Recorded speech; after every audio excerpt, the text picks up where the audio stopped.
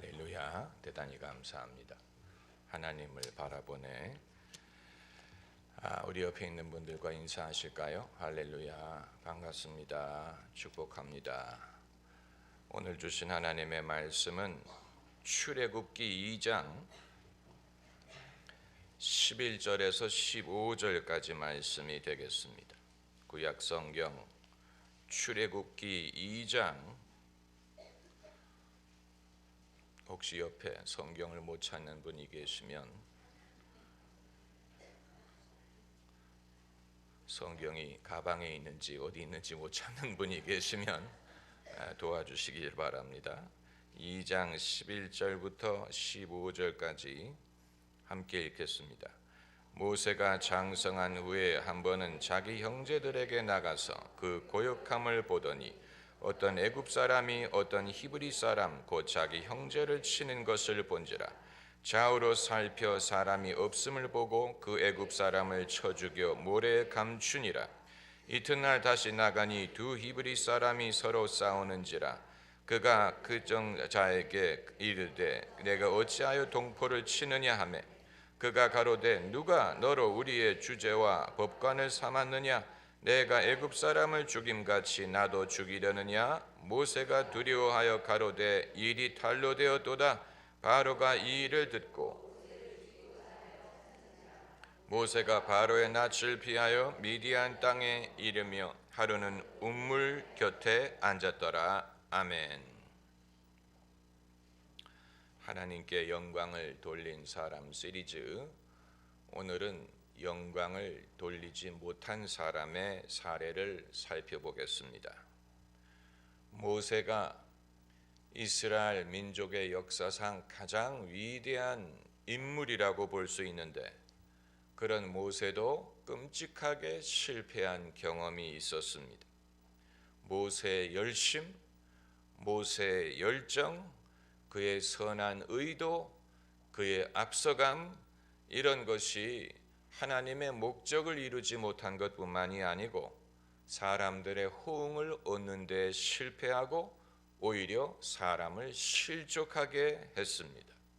오늘 본문은 모세가 애굽 궁전에서 바로 딸의 아들로 자라났지만 자기가 히브리 사람이라는 것을 알고 민족의 의식을 갖게 되는 그런 장면을 말하고 있습니다. 마치 바락 오바마 대통령이 아버지는 아프리카 사람이고 어머니는 미국의 백인이었는데 태어나자마자 아버지는 아프리카로 돌아가 버리고 백인 엄마 밑에서 백인 가정에서 자라났습니다. 그리고 백인들이 자라는 학교를 다니고 아마 어렸을 때 자기는 백인들과 같은 그런 부류라고 생각을 하면서 자랐을 것입니다.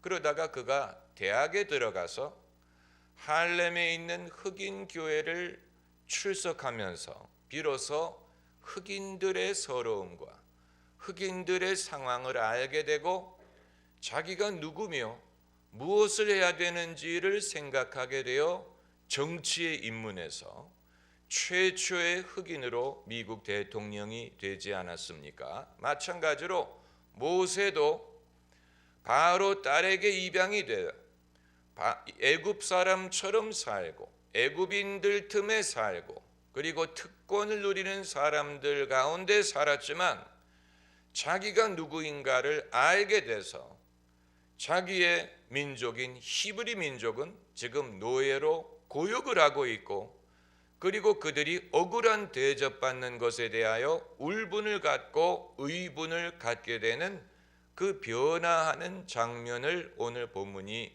말을 하고 있습니다. 여러분, 본문을 보면 애굽 사람이 히브리 사람을 치는 것을 보고 모세가 좌우를 살펴 아무도 없는 것을 보고 그 애굽 사람을 쳐 죽였다고 했어요. 사람을 죽이는 것은 옳은 것이 아니지만 의분을 느끼는 것은 그것은 당연한 것입니다. 누가 누구를 때리느냐를 떠나서 힘이 있는 사람이 힘이 없는 사람을 억울하게 일방적으로 폭행하는 것을 보면서도 무관심하다면 그 사람은 겁쟁이인 것뿐만이 아니고 남의 입장에 대해서 아무런 공감할 능력을 갖지 못한 사람. 제가 아직도 기억하는 것은 중학교 1학년이었는가 2학년이었을 때, 중학교 3학년이었군요. 제가 수영장에 가서, 그 당시 한국의 수영장은 그야말로 목욕탕이었죠. 사람들이 너무 많아가지고 이리로 가는 사람, 이리로 가는 사람, 서로 부딪히고, 수영장 안에서 수영하다가 누구와 부딪혀가지고 그 아이를 때려줬나 꾸짖었나 그랬어요. 그런데 수영을 마치고 수영장을 나가려는데 그 아이가 일행과 같이 온 거예요. 한 10명의 아이들이 저를 기다리고 있다가 네가 얘를 때렸지? 그러면서 이제 저를 끌고 가는 겁니다. 어디로? 사람들 없는 데로 끌고 가서 때리려고. 그래서 이제 이 입장이 정말로 난처하게 된 거예요. 이제 내가 얼마만큼 얻어맞을까?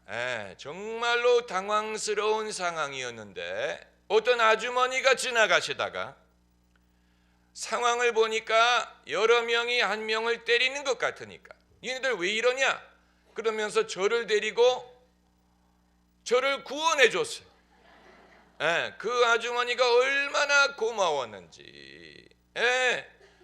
만약에 그분이 지나가면서 무관심했다면 저는 아마 엄청 얻어맞고 정말 억울한 상황이 됐을 텐데, 그분이 무슨 의분을 느껴가지고 걔네들을 때려줬다든가 그런 게 아니고 너희들 그렇게 하지 말아라 이러면서 이제 저를 데리고 나온 거예요. 모세가 자기 백성이 매를 맞는 것을 보고 의분을 느낀 것은 그건 당연한 것입니다. 그리고 그를 죽였다 그랬어요. 어떤 이들은 모세가 애굽 사람을 죽인 일이 모세의 과거에 오점을 남긴 그런 일이라고 해석하는 분들이 있지만 세상에는 죽여도 마땅한 놈들이 많아요. 우리가 기회가 없어서 그렇지 할 수만 있다면 죽어도 마땅한 사람들 세상에 많습니다. 한두 명 죽인 것이 그렇게 오점이라고 말할 그런 것은 아닙니다. 만일 이 애굽 사람을 죽인 게 모세에게 오점으로 남았다면 그럼 홍해바다를 건넌 다음에 홍해바다가 합쳐가지고 그 많은 애굽 군대가 죽은 건 뭐라고 얘기할 겁니까? 그렇죠? 또 아말렉과 싸워서 아말렉이 패배해서 얼마나 죽었는지 우리가 어떻게 압니까? 그건 거기에 대해서는 뭐라고 말할 것입니까? 이 우리나라의 경찰관은 권총을 착용하지 않지만 미국의 경찰관은 권총을 차고 다니고 만일 누가 법을 어긴다거나 공공의 안전을 위협할 때에는 얼마든지 총을 꺼내서 총을 쏠 권리가 있습니다. 그렇기 때문에 모세가 이 애굽 사람을 죽인 일을 가지고 꼭 그게 나쁜 일이었다라고만 말할 수 있는 것은 아니에요. 다만 그게 하나님이 선택한 이스라엘을 구원하는 방법이 아니었다는 데에 문제가 있는 것입니다.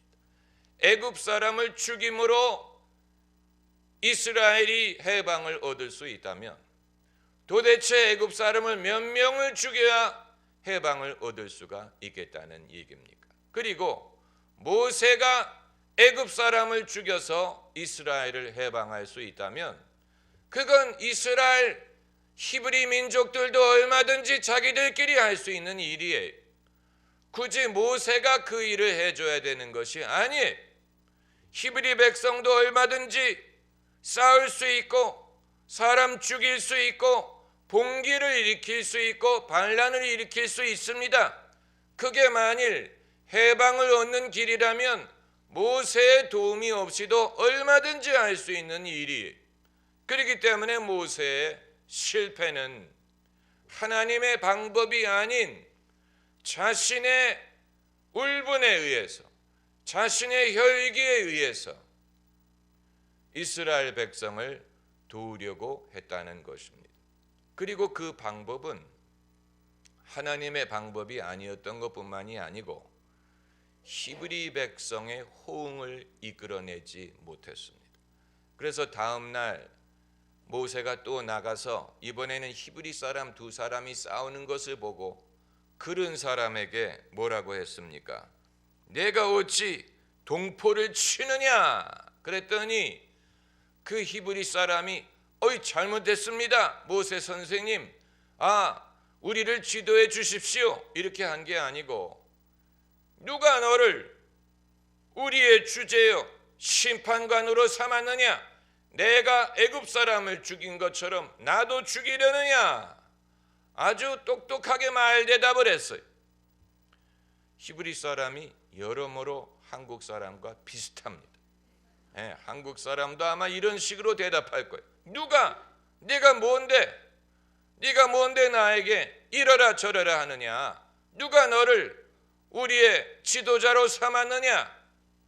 이런 식으로 그 말을 듣고 모세가 어떻게 반응했습니까? 두려워했다 그랬어요.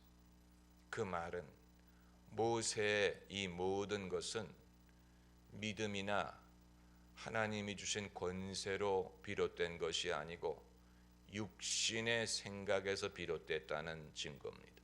그렇기 때문에 사람들이 반항하는 것을 보고 두려움을 느낀 것입니다. 만일 그게 아니고 하나님의 권세를 부여받았다면 한두 사람의 반항으로 두려움을 느끼지 않았을 것입니다. 여러분, 우리가 이 모세 상황뿐만이 아니고 우리가 마찬가지 이 자식을 키우는 부모들이 의아하게 생각하는 것이 그것입니다. 내가 분명히 자식을 위하는 마음으로 잔소리를 하고 이렇게 해라 저렇게 해라 요구하는데 왜 자식들은 부모의 말에 감동을 받고 순종하지 않느냐? 부모가 분명히 선한 의도로 말합니다. 너 그렇게 공부 안 했다간 앞으로 거지 된다. 뭐 이런 식으로. 너 엄마 아빠 말을 안 들으면 앞으로 뭐가 되려고 그러느냐? 뭐 옆집에 뭐 복동이는 뭐 새벽 2시까지 공부한대더라. 뭐 이런 식으로 이게 자녀가 잘 되기를 바라는 마음에서 하는 거예요. 그리고 옳은 말이에요. 그런데 자녀가 전혀 감동을 받지 않고 오히려 저항합니다. 반발합니다. 자녀가 전혀 감동받는 증거가 없습니다. 이 히브리 사람과 똑같아요. 모세가 분명히 선한 의도로 노예로 살면서 서로 동포끼리 싸우는 것은 옳지 않죠. 이승만 박사의 이 논리와 마찬가지. 뭉치면 살고 흩어지면 죽는다. 우리가 뭉쳐야지 왜 서로 싸우느냐? 맞는 말이에요. 그러나 히브리 사람이 그 말을 듣고 감동을 받지 않았어요. 그게 아니고 반발했어요. 당신이 누군데 우리에게 이래라 저래라 하느냐? 누가 당신을 우리의 주제로 삼았느냐? 이런 식으로 반발했습니다. 그러니까 이 사람들이 하나님이 모세를 통하여 그들을 도우려고 하는 것을 깨닫지 못했어요. 이 성경 구절을 우리 한 구절 찾아봅시다. 이 사도행전 7장 25절 오늘 본문에 이 책갈피를 꽂아 놓으시고 사도행전 7장 25절에 스데반이 순교하기 전에 구약의 역사를 이 일목요연하게 요약하는 장면이 있습니다. 죽음을 앞두고 이렇게 말하는 사람은 참 대단한 거예요. 그 7장 25절을 보면 저는 이게 모세 그 형제들이 하나님께서 자기의 손을 빌어 구원하여 주시는 것을 깨달으리라고 생각하였으나 저희가 깨닫지 못하였더라. 이게 이제 관건이 오늘 본문으로 돌아오셔도 됩니다. 모세는 자기가 이렇게 하면 히브리 백성이 하나님이 모세를 통하여 그들을 도우시는 것을 깨달을 줄로 알았는데 깨닫지 못했어요. 왜 못 깨달았느냐? 이게 관건이. 부모가 자녀를 위하는 마음으로 이래라 저래라 요구할 때 그게 자녀를 위하여 그들이 잘 되라고 하는 것인 줄을 깨달을 줄로 생각하는데 그들이 못 깨달아요. 왜 그러느냐? 그 이유는 백성에게도 있지만 모세에게도 있습니다. 어차피 백성은 미련합니다. 그리고 육신적입니다. 백성이 깨닫지 못하는 것은 당연한 것입니다. 백성은 미련하니까. 그러나 그 백성이 하나님이 모세를 통하여 그들을 도우시는 것을 보려면 하나님의 영광을 볼 수 있어야지. 그게 아니고 모세의 의지와 모세의 고집만을 보게 된다면 그들은 전혀 반응을 하지 않을 것입니다. 아주 중요한 것입니다. 히브리 백성의 입장에서는 애굽의 종 부리는 사람들이 그들을 부리는 것이나 모세가 그들을 호령하는 것이나 매 한 가지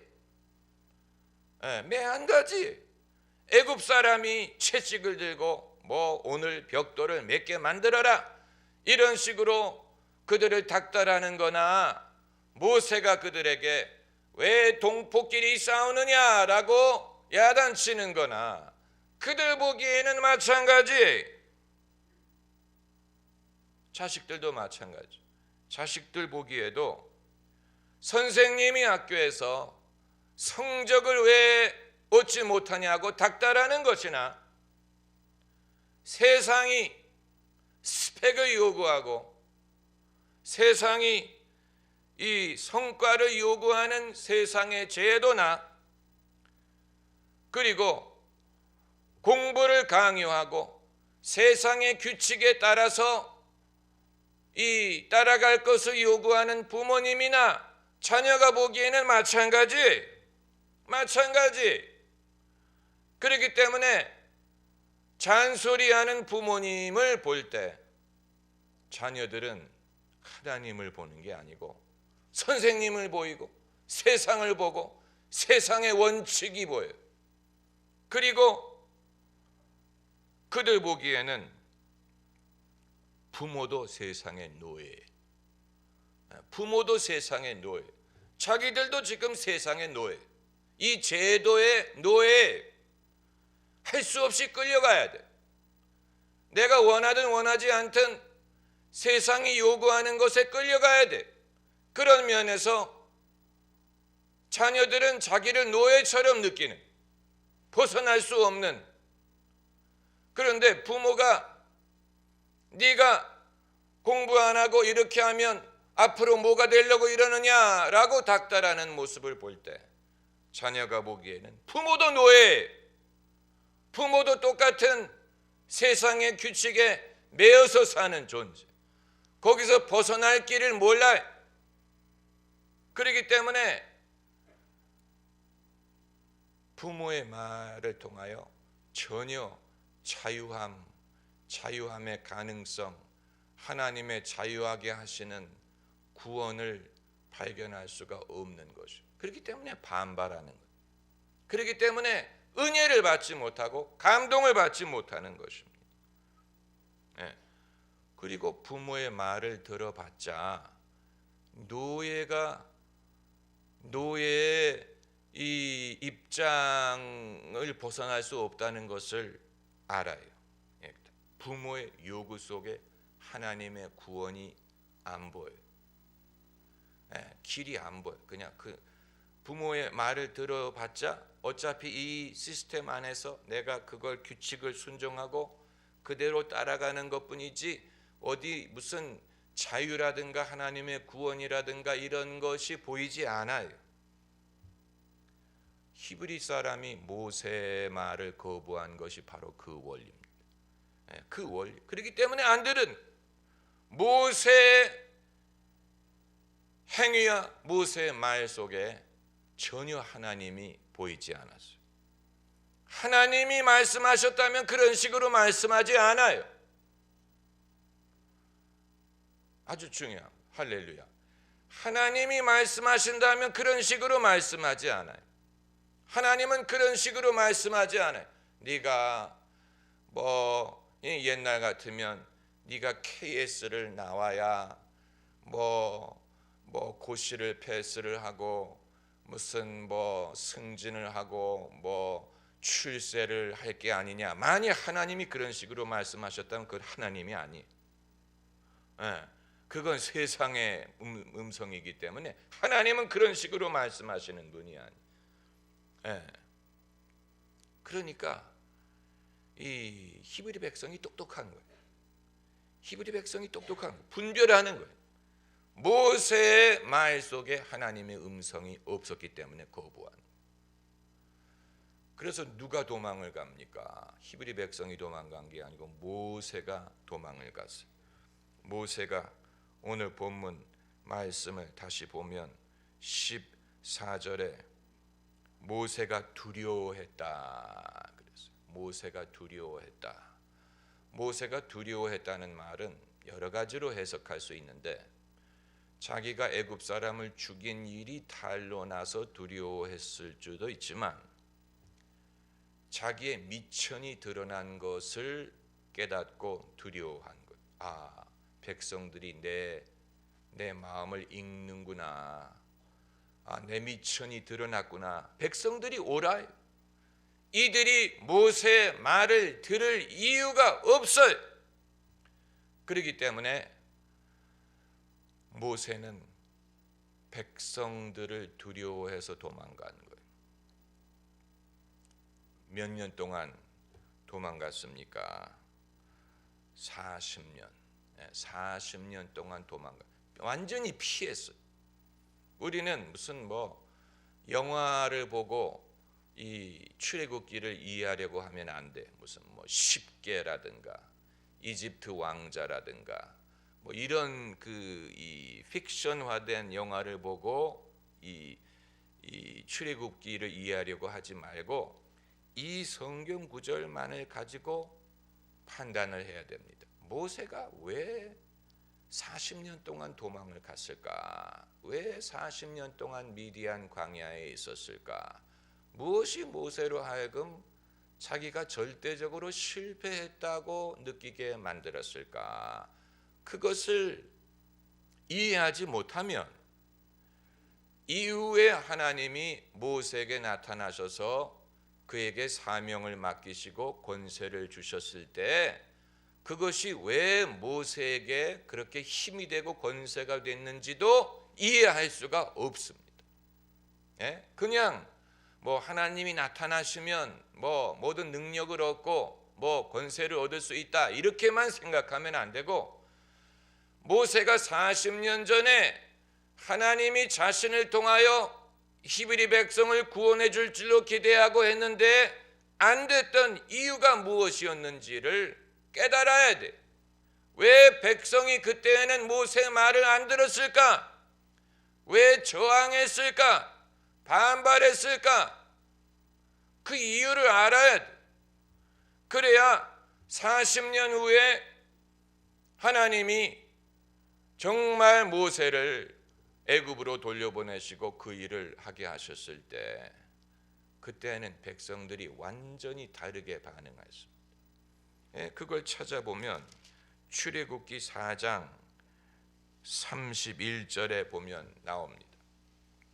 출애굽기 4장 31절 같이 읽읍시다. 백성이 믿으며 여호와께서 이스라엘 자손을 돌아보시고 그 고난을 감찰하셨다 함을 듣고 머리 숙여 경배하였더라. 어떻게 했다고요?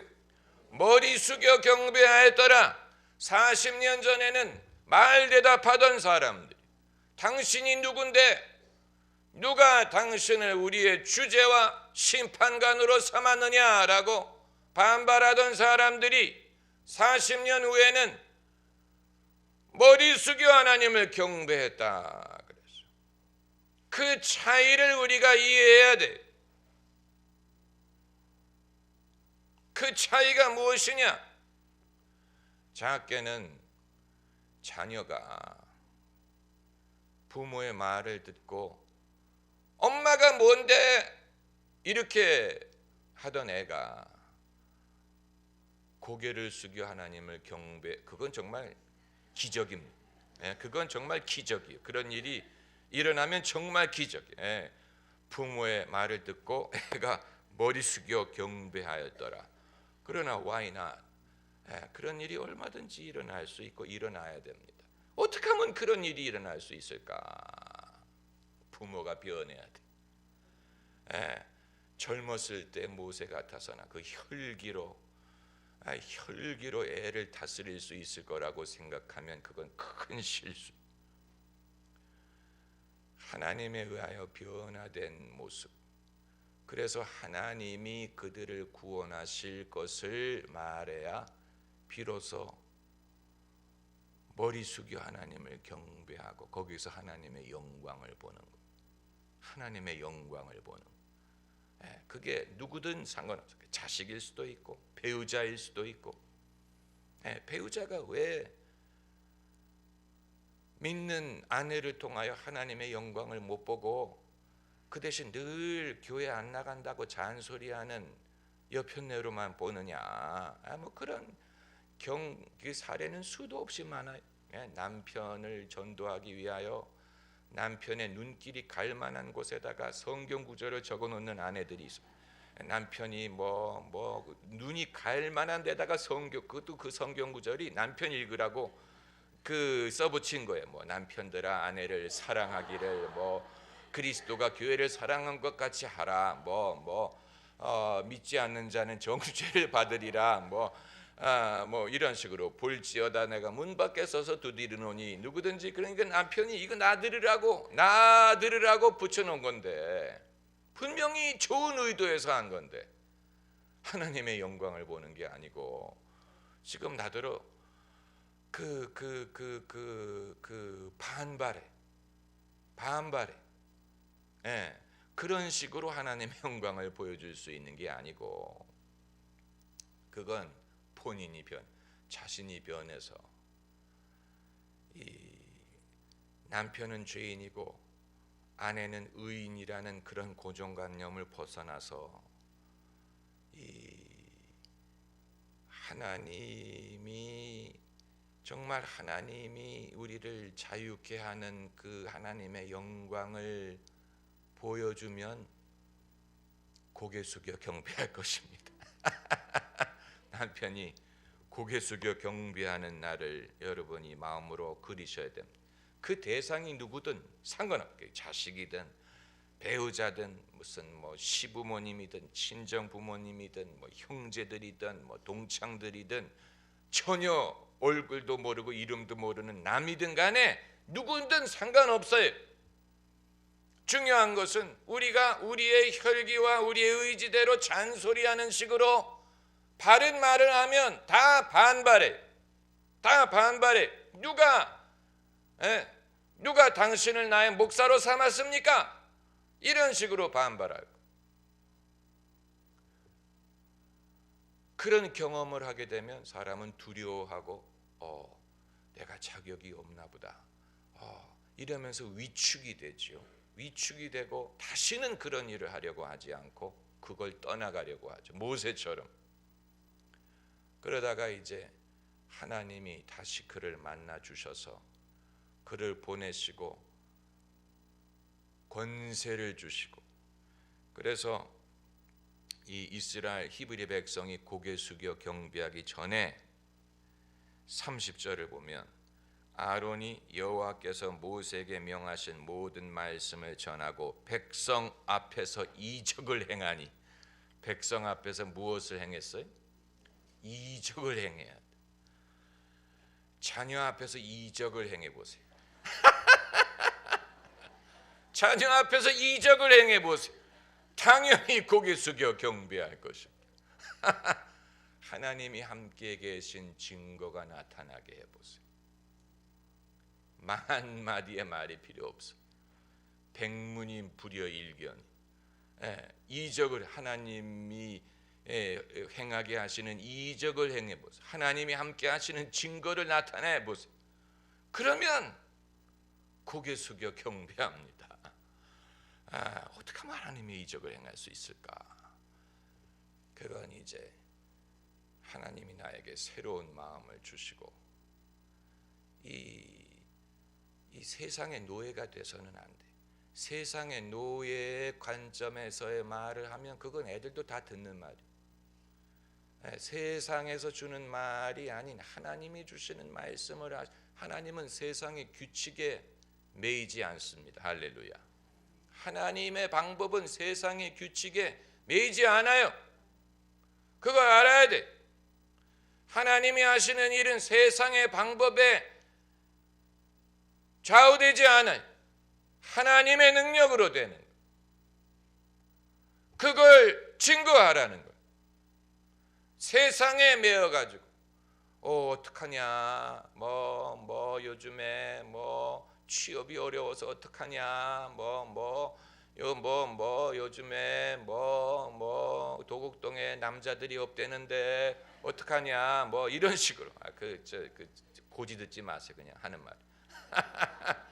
다시 말하면 세상의 염려에 매여가지고, 그러지 않아도 자녀들도 세상의 염려 때문에 고민하는데 부모도 세상의 염려를 가지고 그러기 때문에 너는 이렇게 하게 되면 마음 문을 닫아요. 거기는 하나님의 말씀이 없습니다. 거기에는 하나님이 없어요.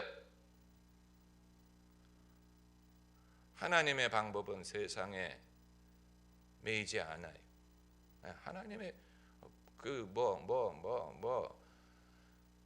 취업이 어려워서 1000분의 1000대1 경쟁이라 하더라도 하나님은 전혀 그런 데 좌우되지 않아요. 하나님은 그런 데 전혀 좌우되지 않아요. 그건 하나님의 방법이 아니에요. 여러분이 그러므로 남편 앞에서 이적을 행하세요. 그 강물을 피로 바꾼다든가, 개구리가 튀어나오게 한다든가, 하늘에서 우박이 떨어지게 한다든가,